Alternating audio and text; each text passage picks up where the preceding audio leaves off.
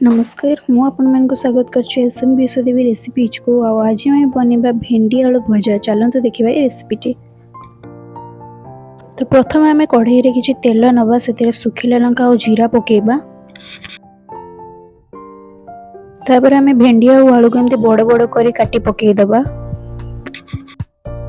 तापर से लुण हलदी और लंका गुंड दे भलरे गोलई नबा।